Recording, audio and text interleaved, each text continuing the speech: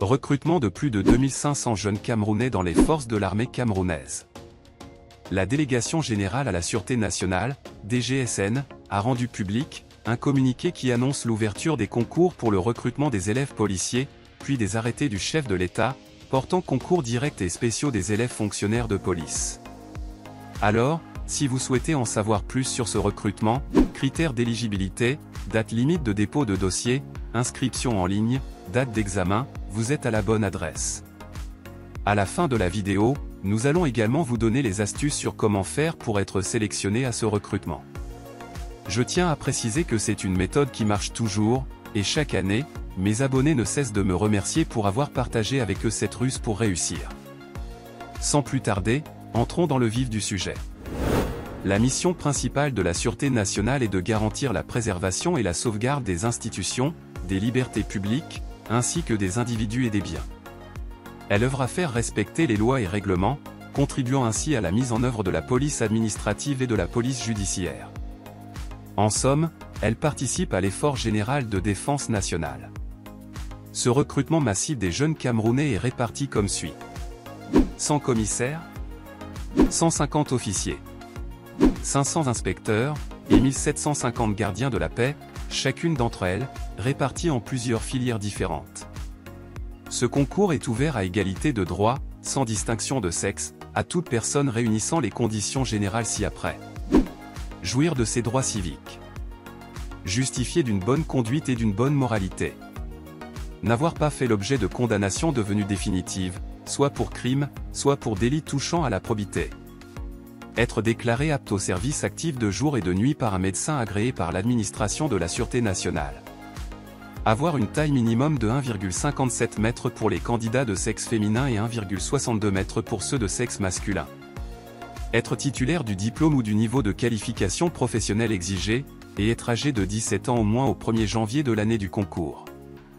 Tout d'abord, examinons la situation des commissaires. Les commissaires de police assurent les fonctions de conception, de direction, de contrôle et de commandement, soit dans les services centraux, soit dans les services extérieurs de la Sûreté nationale. Ces commissaires sont repartis en plusieurs sous-catégories.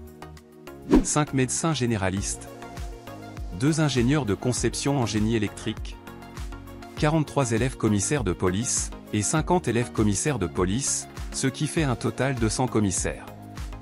Le concours de commissaire de police est un concours de la fonction publique d'État. Il est accessible à tout Camerounais remplissant les conditions d'accès. Les candidats définitivement admis seront nommés élèves commissaires en première ou deuxième année, selon la filière choisie à l'École nationale supérieure de police. Passons à présent aux officiers. Les officiers de police assurent, sous l'autorité des fonctionnaires du cadre des commissaires de police, des fonctions de commandement et d'encadrement des inspecteurs de police et des gardiens de la paix.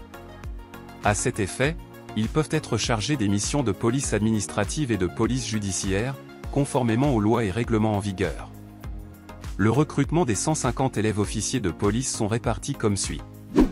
3 techniciens en électrotechnique, 97 élèves officiers de police, et 50 élèves officiers de police. Les candidats définitivement admis seront nommés élèves officiers en première année à l'École nationale supérieure de police.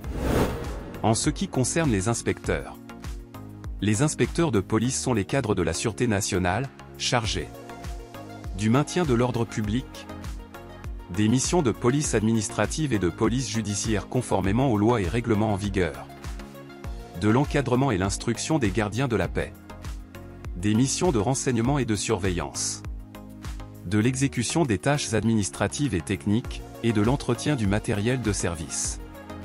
Ce recrutement des inspecteurs est subdivisé en 2 catégories. Nous avons 400 élèves inspecteurs de police, d'une part, et 100 élèves inspecteurs de police pour le concours spécial, d'une autre part. Pour pouvoir se présenter à ce concours, vous devrez être titulaire au moins d'un brevet d'études du premier cycle, et les candidats définitivement admis seront nommés élèves inspecteurs de police en première année, non pas à l'École nationale supérieure de police mais au centre d'instruction et d'application de la police. Passons à présent aux gardiens de la paix. Les gardiens de la paix sont chargés d'assurer sous le commandement de leur supérieur hiérarchique le maintien de l'ordre, de la paix, de la tranquillité et de la salubrité publique, la sécurité des personnes et des biens, la garde des points sensibles, des personnalités et des édifices publics. L'information générale.